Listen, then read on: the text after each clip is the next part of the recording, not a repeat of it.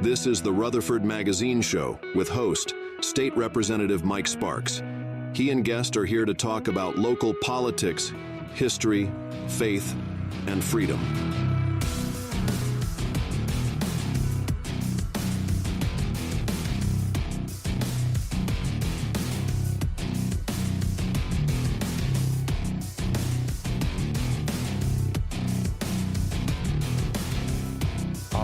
Let's run the magazine show. I'm your host, Mike Sparks. Got a big show tonight. Be an interesting show.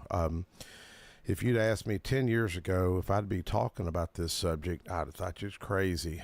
I'm going to be talking about music and the power of music and music therapy. Got some music therapists in the house, and I've got Ron Alley with Carpe Artista. Should be calling in here shortly. And before he calls in, I'm going to go ahead and allow our music therapist to introduce yourselves. Go ahead. Excellent. Well, thank you for having us.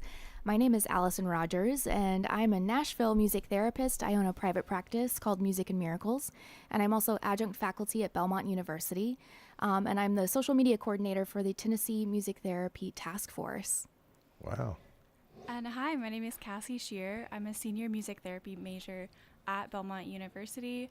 I'm the student liaison for the Tennessee Music Therapy Task Force, and I'm really excited to be here today. All right. Appreciate y'all. Y'all had music therapy day on the hill. Now, this will be the second year that we've been able to do this so far? It was our third year. Third year. Our right. third year. But that first year, we were just trying to figure things out. Now, how many of y'all have up there Oh gosh, I don't think Capital. we got a tally for everyone that was there this year, but we definitely had a big crowd. 40, 50? About 40 to 50 Yeah, people. all of them were real nice. I believe we've got Ron on the air with the call. Ron Alley, how you doing? I'm doing well. How are you? Hey, doing good. Thanks for calling in, especially with such short notice, man. How's things going? Everything good in your neck of the woods? Rocking and rolling. Now, did you participate in the mentorship with Smyrna West the other day? I did. Yeah. Good for you. Why do you? Two arts music interested students who did a job shadow with me. Yeah.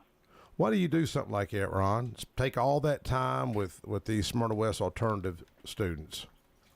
It gives me the opportunity to invest in them and find out what their interests are, see how we can help pour into them with their, if we can help them find their way with an arts-related career or entertainment-related career. I want to help them in any way I can.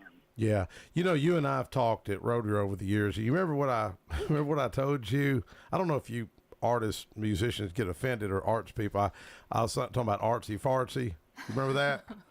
No, we don't get offended. Anyways, no, I think, I was just sharing when I first, we come up just now, I was saying that I'd have never thought I'd be talking about this subject. I always kind of thought that was just kind of out there and, philosophy and the arts. It just didn't interest me. But I start to see the power of the arts and music and all. I know I've seen you at so many events, Rotary, being involved in the community. Tell the listeners, I think most people in Smyrna know what you do in Carpe Artista, but these young ladies may know. Give us a little bit of history of yourself. So Carpe Artista is a nonprofit that is focused on training and providing foundation for the next generation of entertainment leaders is what we hope. Yeah. We're pouring into students and encouraging them with leadership development and giving them tools to work with to hopefully lead culture in the future through entertainment and the arts. And we just know that entertainment and the arts have a huge, huge effect on our culture. Many times that effect is not very positive. And however, we know that the arts can influence our culture in positive ways and very strong ways. So yes. We're trying to give them encouraging environment to learn in and create. Actually, our goal is to create pathways to careers in the arts and entertainment. So Yes. That's lovely. that's what we're trying to establish. There's actually there are some things there heavily there in the at the collegiate level, and we're trying to bring that to the high school level. Yes. Go ahead, Allison. Oh, that's wonderful. No, so I'm curious to hear a little bit more about how you're incorporating culture into what you're doing, or influencing culture as you were sharing. Well, our core values that we teach the students are character, calling, craft, and community, our 4 C's. So we're trying to help them become good citizens, first of all, Yes. whether they go into careers in entertainment and the arts or not, but just to be strong people. And so we have those four core values that we teach in our camps. We also pour into community and do community development activities. And so we engage the students in those opportunities as they're learning to also pour back into community. So like some of our street fairs, street festivals, Simply Smyrna, we is our event that we do down on Front Street. This is our 13th annual one coming up this June. That will have students engaged on different stages. It'll also have them engaged in some leadership responsibilities in preparation for that. So there's a whole plethora of things we've been doing for the last 13 years to try and give students the opportunity to grow in that. Yes. Well, I know that you're well versed with J.T. Cooper and Warrior Rounds, and I went over and visited y'all's area over there. What's the name of the church that's in there now, Ron? Over there. In that... So we sublease in our academy space to Christ Community Church, but so they use the space on the weekends heavily, and we use it during the week. So. Yes. Well, JT invited me over, and my friend Asbury Hahn, Freddie Hahn, was killed in Iraq, and his son hangs out with me a little bit, Spencer, and I went over there with JT and worked with some songwriters, and I was out of my comfort zone, believe me, but it was really interesting just stopping and listening and them working with folks and kids that have lost their parents or veterans that are battling post-traumatic stress. Sure. How much value do you see, whether it's Warrior Rounds, J.T. Cooper, yourself, or others? I mean, do you have some examples you can kind of cite where it has deeply affected people in a positive way? Oh, absolutely. How much time do you have? No. Right? I'm sorry. Yeah. But go ahead, just cite a couple. Well, we wind up with students who are on the spectrum as well, and we've watched music and visual art have just a huge effect on their development, their confidence, growing, even changing their, shifting their brain and their ability to think and engage with people on a social level.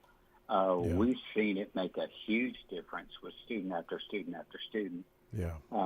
It's also, especially with veterans, there are numerous opportunities, not just Warrior Rounds. There's Operation Song, and there's a number of things. Matter of fact, I don't know if you know, Mike, if you know Billy Crane, who was the guitarist for the Outlaws for years and a #1 songwriter, and his brother Tommy Crane was Charlie Daniels' guitarist and for years before he passed away. And so Billy is very closely connected. He was one of the last members. He wound up playing in Charlie's band before Charlie passed away, and recorded 2 projects with him. But he's been involved in Chattanooga with a songwriting therapy for veterans, and we're getting ready to start a chapter of that here at Carpe Artista toward the end of this month, with support from the Journey Home, Charlie Daniels Journey Home project as well. So yes, we believe in that a lot. Besides just giving even students, mental health for students coming out of COVID, there's a huge. We saw suicide escalate during COVID with students, and that is a major mental health issue with students. And we know that art and music therapy can help students improve their mental health. I mean, studies have shown the levels of cortisone levels shifting while they're engaged in some type of art and art therapy. We believe in it so much that in our academy, we just recently paired with LA Mental Health, which is a local counseling organization, and they've embedded 4 private counseling offices within our academy. Yes. How long ago has that been going on? I remember you talking about that. It just started the first of the year. Excellent. Okay. Well, how I think Cassie, right? Cassie Shearer. Yes. Shearer. Okay, go ahead, Cassie. So a lot of the things you're talking about are really, really exciting things that it sounds like you're involved in and you've been able to do. And as a student at Belmont, I've been able to volunteer with a couple of organizations very similar to the ones that you're talking about, that are from a music therapy specific perspective. So one of the first things that you were talking about that was really cool was working with people with autism spectrum disorder. And at Belmont, we have an organization called United Sound. They're connected with a national organization where we work with people over 18 with intellectual or developmental disabilities, and we pair Belmont students with these students, and we just learn music together. And the benefits there have been incredible. We focus on socialization and that sort of community building aspect that you're talking about. So I really appreciated that you brought that up. Another really cool thing that I've had the opportunity to do is through an organization called Music Therapy of the Rockies. The founder of that, Mac Bailey, he's based out of Chicago, but twice a year he comes to Middle Tennessee, and he actually hosts a retreat in Franklin for veterans who are experiencing PTSD, and also for members of Thistle Farms. It's an organization in Nashville for women who have been victims of domestic violence and trafficking.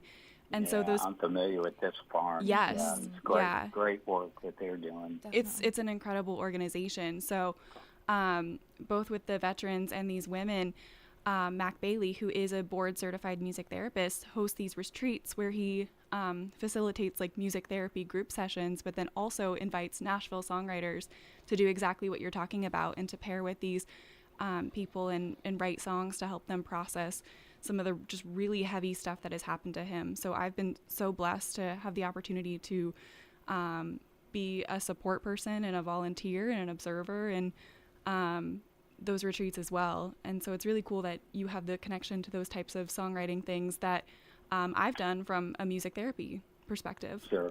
Yeah. Sounds like you're involved in apparently, Cassie, we need to get together and have coffee and talk about some of these things. Yes, absolutely. Yes. I do a lot of things, and as a senior, I've had the opportunity to get involved in the community, and it's been really great. Well, Ron, I think go ahead, Ron. As we're working on career path development for high school students, how often when people get into the entertainment industries, do the pressures push in on them so hard, and that they're feeling those pressures, and they turn to, a lot of times turn to 3 things that we hear about: drugs, sex, and alcohol. And those those are the way they deal with their pressures and their mental issues, and those wind up being the demise of their career and many times. And so one of the things that we're hoping to incorporate in our career path development is some sort of teaching of tools of how to deal with those pressures from a mental health standpoint, so that hopefully when those students get into those places, they have some foundation to turn to be able to not have their career derailed by those standard things that folks in those industries tend to turn to. Yeah, so, that's been a big part of my practice at Music and Miracles. Is even though we always share that you can participate in music therapy even if you are not a musician. You don't have to have musical ability to participate in the arts. But I've worked a lot with folks on the road, folks that are on Broadway, and navigating relationship dynamics and communication and developing more adaptive coping skills instead of turning to substances. So that's been an interesting part of my practice here in Nashville that I didn't get to experience in Texas. But using songs to process that, or playing instruments and just reconnecting to their relationship to their art again, because it tends to lose the passion. It turns into a product, and so how can we get back to it? It does turn into a product, and then they're feeling the pressures to produce rather than finding the therapeutic aspects of that while they're doing it as well.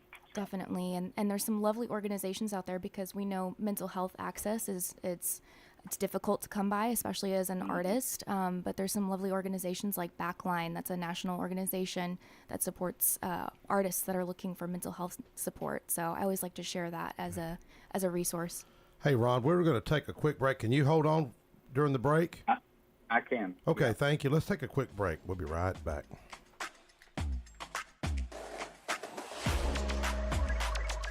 Most people know that their insurance can provide them with coverage for the many life's mishaps. But I can help you also unlock discounts, save money, and get benefits with Farmers Insurance policy perks. Whether we're discussing home or auto insurance, I am here to help you understand these great perks. Call me, Mark Lewis, at 615-625-7070 for a quote, and you can get a whole lot of something with Farmers policy perks. We are Farmers. Bum, bum, bum, bum, bum, bum. Not available in every state. Only available select Farmers branded policies underwritten by Farmers Truck or Fire Insurance Exchanges or affiliates. Dr. Automotive Auto Repair and Maintenance Mechanic Shop Garage provides car owners in Smyrna, Murfreesboro, Laverne, and the Middle Tennessee area with excellent auto repair services. Deep-rooted experience in serving both foreign and domestic automobiles allows for proper diagnosis in a timely manner. Check them out online at autorepairsmyrna.com, call them at 615-220-0971, or stop on in at 1205 Hazelwood Drive in Smyrna.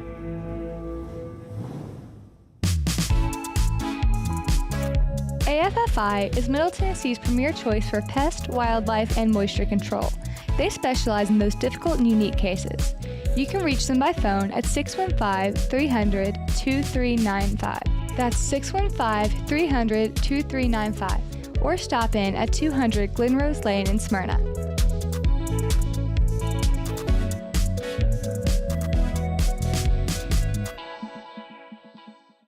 Hey, Middle Tennessee, it's Mark from the Safe House. And now the security riddle of the day. What's less secure than a fake safe from a big box or furniture store? Joe Biden's fake border policy, of course. But hey, there is good news. This time next year, Joe Biden will not be president. So drop by the Safe House and check out the largest selection of safes in the Southeast. Build a wall around your valuables with a safe from the Safe House. We have certified delivery crews to deliver and install your safe. Don't let a crackhead or illegal deliver your safe. With over 30 years in the safe business, the Safe House is the place to buy a safe in Tennessee. So go to NashvilleSafeHouse.com.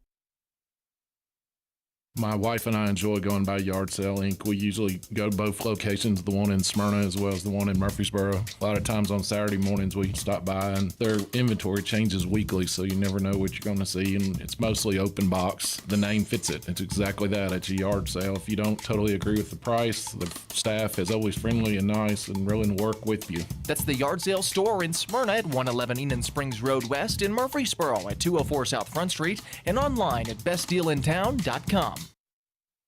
Hi, Hi, this is Allie Dowenhauer with Isaiah 117 House. Isaiah 117 House provides physical and emotional support for children awaiting foster care placement here in Rutherford County. We are changing the way foster care begins, and those kiddos are brought to our house to hang out and wait for a foster family, and they're given everything they need. We support foster children, DCS, and foster families here in Rutherford County. Visit us at www.isaiah117house.com or visit our Facebook page, Isaiah 117 House, Rutherford County.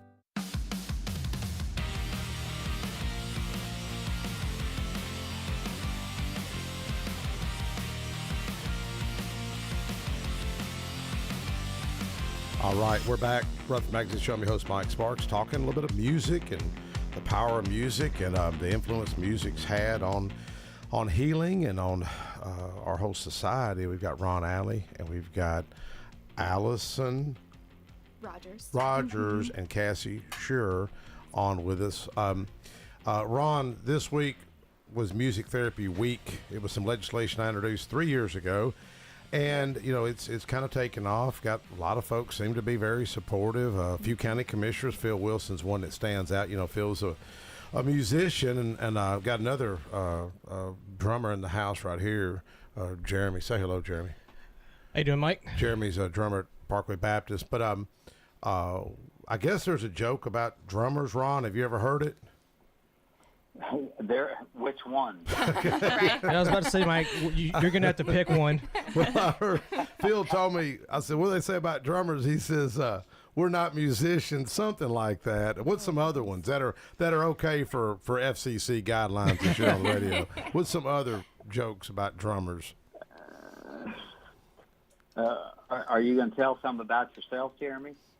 Some of the ones that I know are not safe for FCC guidelines, so really, you know, I just thought it was funny that they're not musicians. But anyways, we like to think we are. You know, well, one day Jeremy was getting down. I don't know if you just had a Red Bull or something, man. At church, it was like way over the top. Remember, we're Southern Baptists. We're not used to getting down and clapping and stuff. I drank a Black Rifle coffee after our rehearsal that morning. So he was on fire. Yeah.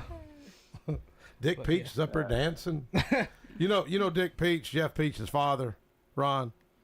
I don't. Oh, he's a singer. He imitates Elvis, and he's my Sunday school teacher. Him, Ed Garner, Ron. I know Ed. Yeah, Ed's a great guy, and Ron. How do you say it? Lucerini. Lucerini. Yeah. One day I couldn't remember his name, and I was describing him to somebody else. You know that fettuccine guy, that Italian guy. You know, they're like, what? Ron's a great guy, but Ron, I think you kind of. You know, two things that put me on this that was strange was, well, one was Warrior Rounds. JT invited me to go over and listen in, and I worked with the songwriter, forgot his name, and the song that came out of me talking with him it was about being lonely. It was about being lonely as a lawmaker, talking about these things that are kind of outside the box, and addiction, mental health, childhood sexual trauma, other issues that don't have a lobbyist, put it that way. And then I went to the nursing home. You know, my sister's got a brain injury. She's been in there 5 years and can't walk, and you know, she was on life support for 6 weeks. And I remember saying a prayer at my wife, which I do every morning. I said, Lord, if you're not going to heal my sister, you need to take my sister. And I hated to utter those words. Within 4 to 5 minutes, we got a call. My sister opened her eyes and started and said a few words. But she was at the nursing home about 4 years ago maybe, and I heard her singing the song Country Road, Take Me Home. Yeah. And I was like, this is crazy. I tapped her on the shoulder, and she goes, you know how to get out of this place? And she didn't know my name, but she knew the words of the song. Yeah. Well, Ron, why is that? It's a different part of the brain, actually, and it sticks. Things like that stick with, even though there may be brain trauma, there are things that still come up, you know, in the brain. I remember, I don't know, Mike, if you ever knew Ken Hubbard, Yeah. Dr. Hubbard, that I was on staff with at First Baptist. I know him. Knew his wife. And he had Alzheimer's. Yeah. And died from Alzheimer's, but I can remember going by several times and taking my guitar and just singing some hymns with him, and he didn't know who anybody was, but he would sit and sing every word of Good those for you. songs. Wow. And so there's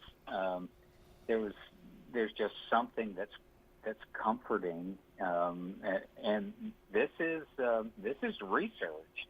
Yeah. You ladies, okay, with some of the things that you're doing with therapy,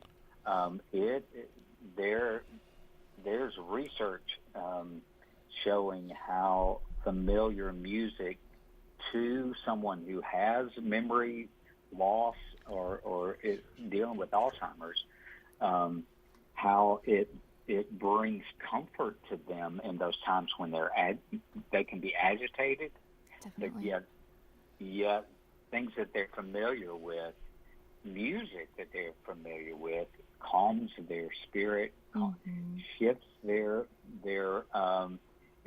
cortisol levels, all kinds of things. Yeah, it's there's a entire sections of hospitals like Johns Hopkins that study the neuroscience of music therapy, how music affects our brain, and you're right, it's processed all over the brain, and it helps with memories and self-regulation and sensory processing and integration. It creates neural pathways. It's processed in the communication centers of the brain. So it's really fascinating, and I could go on all day about it, but I won't. I won't get in the weeds about it. But the beauty of music is it can organize us because it's structured with rhythm. It evokes emotions and memories, and some of the strongest memories come from our early young adult years when we're really discovering our identity in ourselves and developing. And a lot of what we do in music therapy, especially with older adults, is using music from their young adult years because it's so strong in who they are.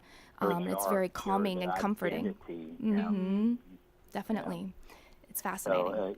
So, I mean, I'm a product of the 70s, okay? So I tend to lean towards songs from the 70s, which I love. I like it too.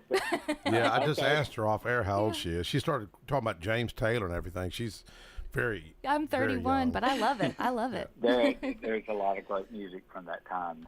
But it's because that's comforting to me because that's what I grew up with. Exactly. You know? And so it's shifting that brain back to a time of comfort, you know, and the songs do that. You know, it naturally creates flashbacks for us anyway. You know, and of course you ladies know a whole lot more about the science related to that than I do. I just know it works. Well, Ron, let me ask you this. You know, we've got this legislation about implementing the game of chess and our at-risk students, which really it seems to me like every student is really at risk today. You know, with whether it's a drug problem, mental health, and online bullying, social media, whatever. But and in correctional institutes as well. My theory is that could music and chess, like on the game of chess, it's think before you move. I was sharing with my fellow lawmakers the other day when I was introducing this legislation. You know, we had 2 killings, 2 murders, 1.4 miles from the state capitol, Meigs High School, and nobody seems to talk about it. I say it doesn't fit the narrative. And, you know, you look at what happened to Kansas City, that's 550 miles, but something that's in our backyard. Then we had a shooting. I heard it was 2 gang members shooting each other right there in front of the Capitol at the bus stop. Yeah. Right there. On the chess, whether it's music and the correlation with reading, because on the reading, I think one of the music therapists brought this up that, and I've said this in committee with TDOC and TBI, that studies have found the prison bed system, it used to be called the Texas Prison Bed Forecasting Model, was based on 3rd grade reading. Have you seen any studies where, whether it's chess, whether it's a combination of music, can help with that 3rd grade reading or reading in general and mathematics as well? Ladies, I don't know of anything. What do you?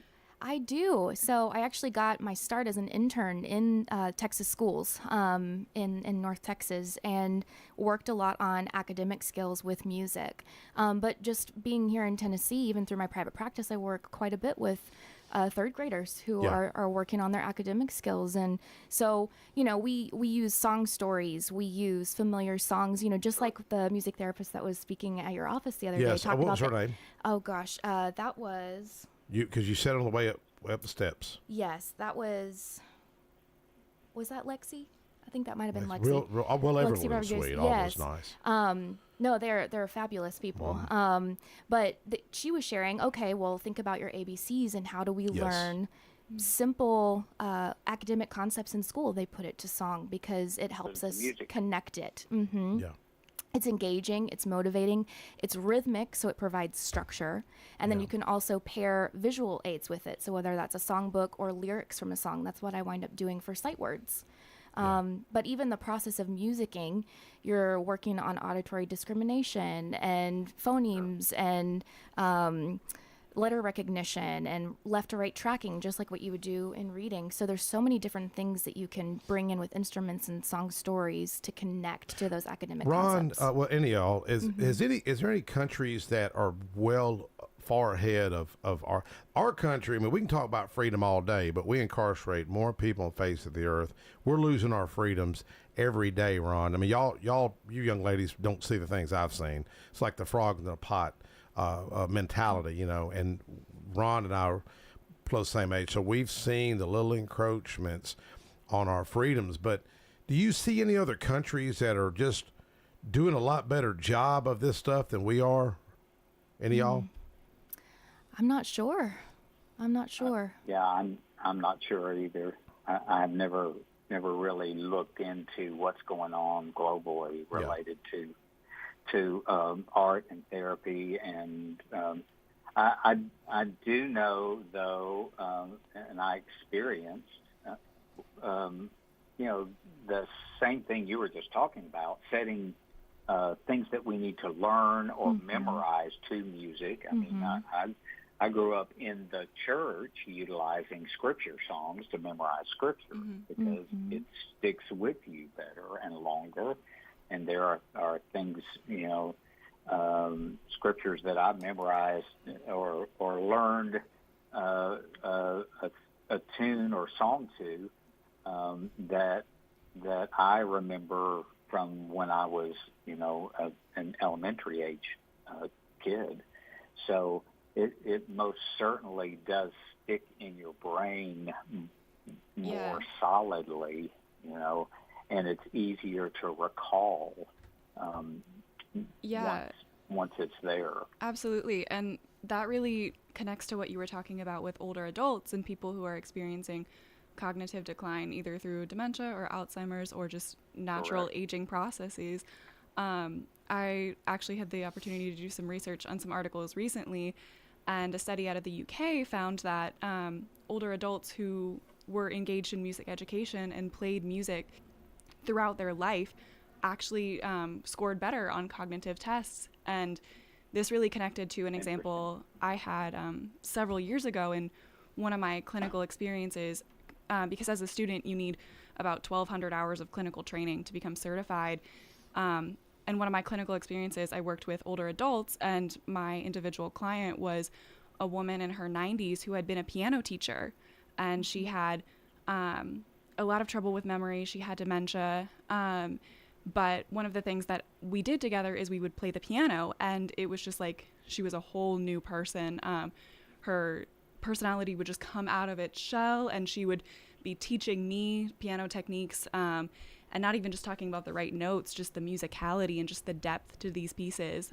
So that really that music education portion can also be really important when we're talking about even skills like reading or math or things like that. Just having music as a child growing up benefits you both then and then well into older adulthood and those kind of like closer to the end of your life experiences. It's just such a valuable tool. Ron, I think I may... hey, Mike, related to the question you previously asked, I didn't get to this, but where I was headed with that was in some of my travels in other countries, experiencing schools like in Africa, African schools, and in South America, they utilize things set to music for those cultures also. Mm-hmm. So in their educational program. So we're obviously, there are obviously other countries, other cultures that also have recognized the value of these things. Yes, definitely. Well, what frustrates me, is I'm seeing my community change, and it's many times it's not for the better, and growing up in Smyrna. In fact, just today, I was over at the dump, Weak Lane Convenience Center, and I was in line, and my mentor, Major Walls, owned the country club. That was a country club that sat right there at the old base. I was born right. A football field used to be a hospital. I was born right in that area, and I seen these little buttercup flowers in this field of just no really grass, and all of a sudden there's a little bitty thing of buttercups, and I was like, why are those buttercups there? And I started thinking, did Major Walls plant them? Who planted them? Did an airman from the 40s plant them? But there's a history of that. Yeah, we learned that we learned that last Saturday.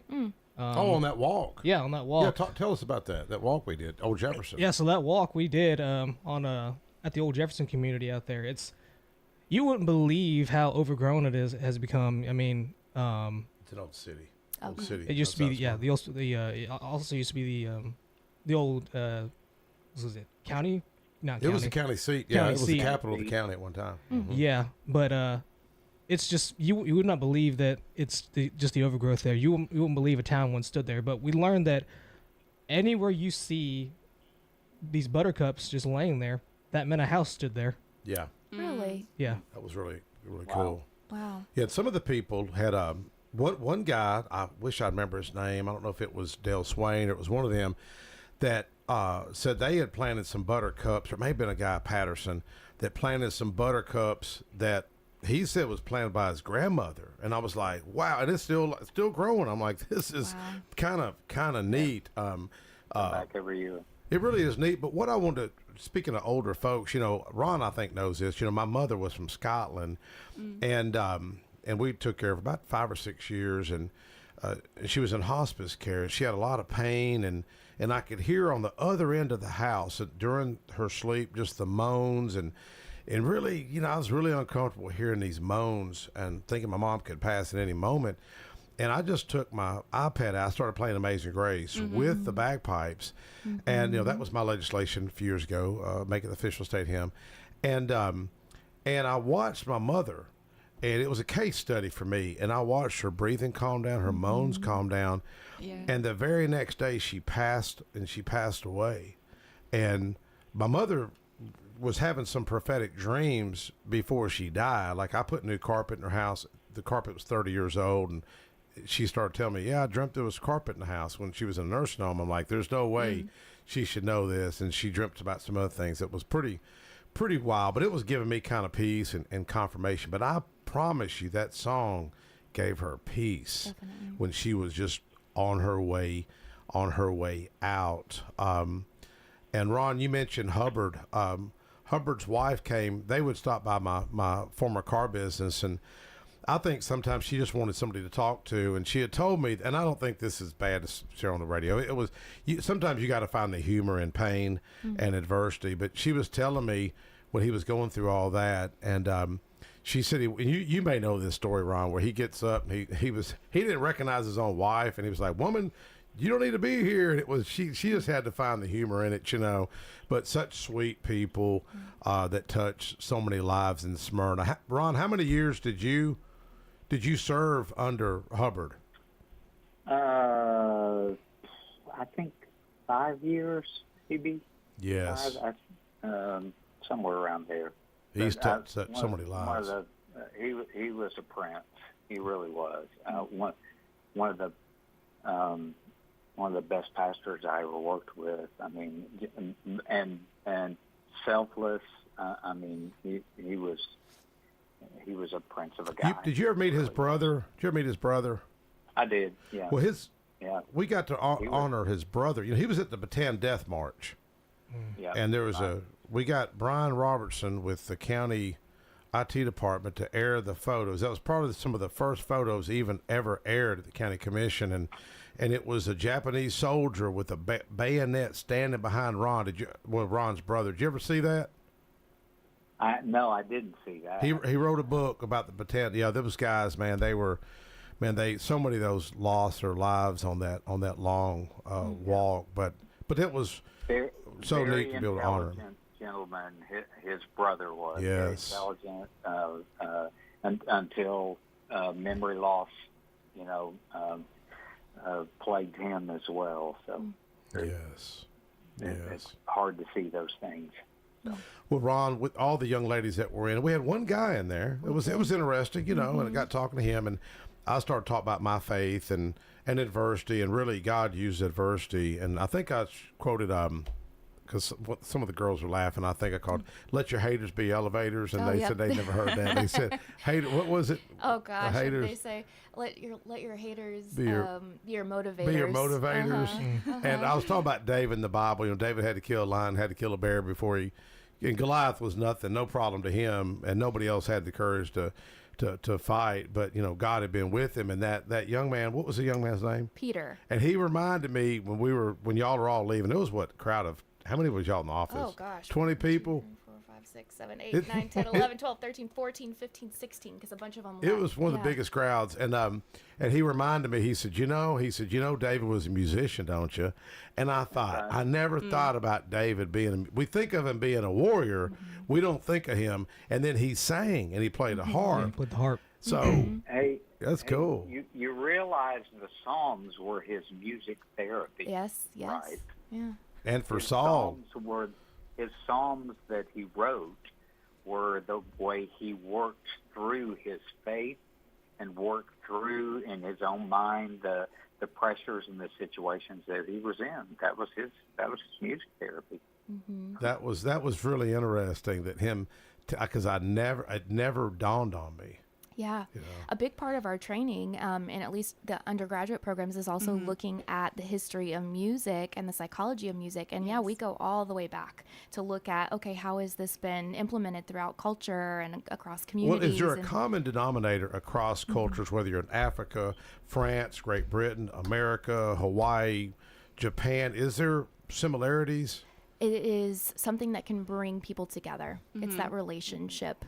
So it's a universal language? Yes. I've worked with folks who don't speak the same language, and we're still able to have connection through music. Do you agree with that, Ron? I totally agree. Well, I guess I'm in good company.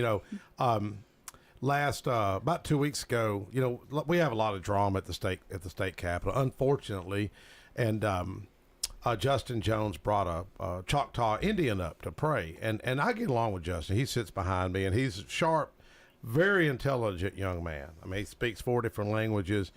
And in fact, I tried to get him to talk about music therapy this week. And he's like, no, you talk about it. I said, no, you talk about it. And because I'd already had other things I was talking about. We ended emissions a couple of years ago. And the widow of Mike Carter. Mike was the guy who really led the effort to end oppressive emissions in Middle Tennessee. And so I wanted to recognize his efforts and recognize something else. I didn't want all of it at the same time, but I had shared on the house floor after the Choctaw lady, and she prayed, but she prayed in native language, and at the end though she closed out in Jesus' name, and a lot of people get nervous, and they weren't even in the meeting. Some of my fellow lawmakers, and so. But I was sharing on the house floor after that because I could tell people were really nervous. But I had an aunt that was Choctaw. My uncle had married her, and he was World War II. He had passed years ago. But I think, Ron, you believe this, and hopefully y'all believe this, but I had a really tough relationship with my dad. He was World War II and just tough, just hardcore guy. And I had a dream that my sister and I were at a funeral. We didn't know anybody. And I told my sister, I said, I had a dream, we're at a funeral, and we didn't know anyone. And she goes, well, it was Dad. Was it my father? I said, no, it wasn't Dad. And I said, I don't know who it was. And about 5 days later, my Choctaw aunt died, and we showed up at the funeral in Oklahoma, my sister, and they were singing Amazing Grace, in Choctaw language. And my sister said, "Is this your dream?" And I forgot the dream. It was at the graveside service. So write your dreams down. But it was really kind of weird that, he brought the Choctaw lady. She's in my district. And then for all that to play, it was just really strange. Ron, do you have a moment or two if we take a quick break to stay with us? Actually, I'm gonna need to run, Mike. I've got family waiting on me. Oh, I'm sorry. Okay, I'm sorry. No problem. Well, I'm thankful that you invited me to come and speak. And ladies, I'd love to meet you in person. Yes. Would love continue that. these Absolutely. conversations. Thank you so Well, much. thank you, Ron. Thank Thank you for the work that you're doing. Thank We you. appreciate it a lot. We'll get Mike, together. Thank you for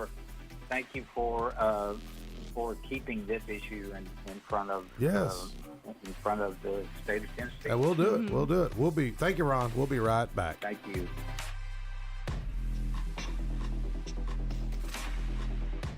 Most people know that their insurance can provide them with coverage for the many life's mishaps. But I can help you also unlock discounts, save money, and get benefits with Farmers Insurance policy perks. Whether we're discussing home or auto insurance, I am here to help you understand these great perks. Call me, Mark Lewis, at 615-625-7070 for a quote, and you can get a whole lot of something with Farmers policy perks. We are farmers. Bum, bum, bum, bum, bum, bum. Not available in every state. Only available select Farmers branded policies underwritten by Farmers Truck or Fire Insurance Exchanges or affiliates.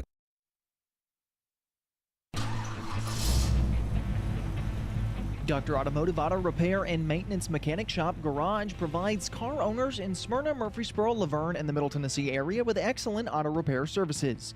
Deep-rooted experience in serving both foreign and domestic automobiles allows for proper diagnosis in a timely manner. Check them out online at autorepairsmyrna.com, call them at 615-220-0971, or stop on in at 1205 Hazelwood Drive in Smyrna. Hey, Middle Tennessee, it's Mark from the Safe House. And now the security riddle of the day. What's less secure than a fake safe from a big box or furniture store? Joe Biden's fake border policy, of course. But hey, there is good news. This time next year, Joe Biden will not be president. So drop by the Safe House and check out the largest selection of safes in the Southeast. Build a wall around your valuables with a safe from the Safe House. We have certified delivery crews to deliver and install your safe. Don't let a crackhead or illegal deliver your safe. With over 30 years in the safe business, the Safe House is the place to buy a safe in Tennessee. So go to NashvilleSafeHouse.com.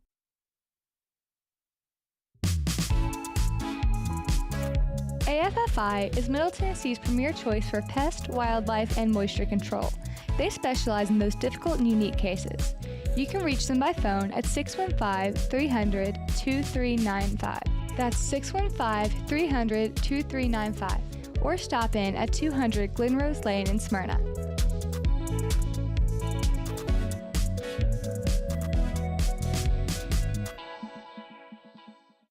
My wife and I enjoy going by Yard Sale Inc. We usually go to both locations, the one in Smyrna as well as the one in Murfreesboro. A lot of times on Saturday mornings we stop by, and their inventory changes weekly, so you never know what you're going to see, and it's mostly open box. The name fits it. It's exactly that. It's a yard sale. If you don't totally agree with the price, the staff is always friendly and nice and willing to work with you. That's the Yard Sale store in Smyrna at 111 Enon Springs Road West, in Murfreesboro at 204 South Front Street, and online at bestdealintown.com. Hi, this is Allie Dowenhauer with Isaiah 117 House. Isaiah 117 House provides physical and emotional support for children awaiting foster care placement here in Rutherford County. We are changing the way foster care begins, and those kiddos are brought to our house to hang out and wait for a foster family, and they're given everything they need. We support foster children, DCS, and foster families here in Rutherford County. Visit us at www.isaiah117house.com or visit our Facebook page, Isaiah 117 House, Rutherford County.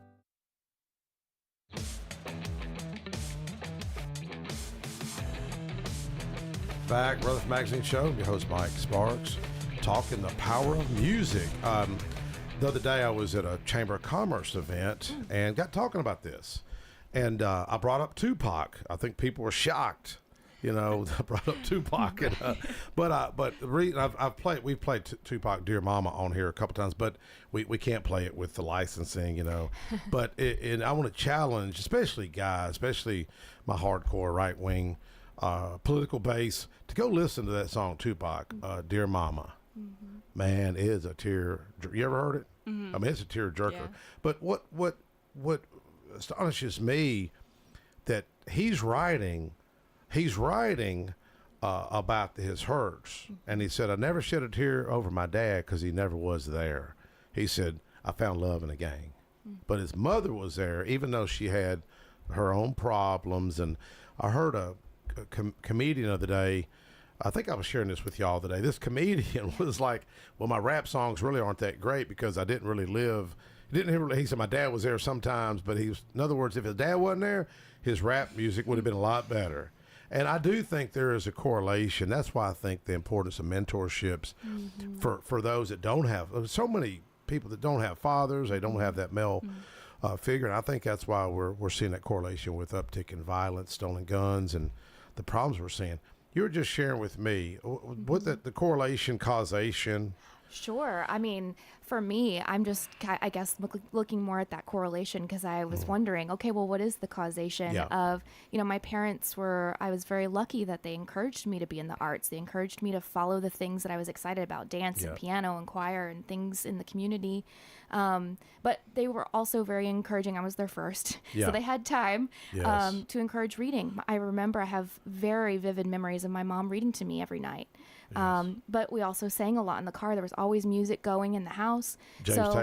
James Taylor, the really? Eagles. Oh, really? Oh, yeah. I love the Eagles. Oh, yeah, me too. Yep. 60s, 70s, 80s. That was what I was Classic raised rock. on. Classic rock. That's right. And I love it still. Yeah. But we were just chatting, off air about, okay, well, what caused this? Or there's definitely correlation there, but, on the third grade reading levels. Exactly. Did the creativity instigate the love of reading, or did the love of reading kind of help with some of that creativity? Because both of those have always been there. Yes. I think it sort of stems from that. Mm-hmm. I feel like, because I remember just popping open these old Thomas books that I had, Thomas the Train. Right, yeah. And so just reading. And then I think if I remember correctly, my mom and sister, they came in one night and they just watched me just read aloud and then it's interesting. That developmental phase.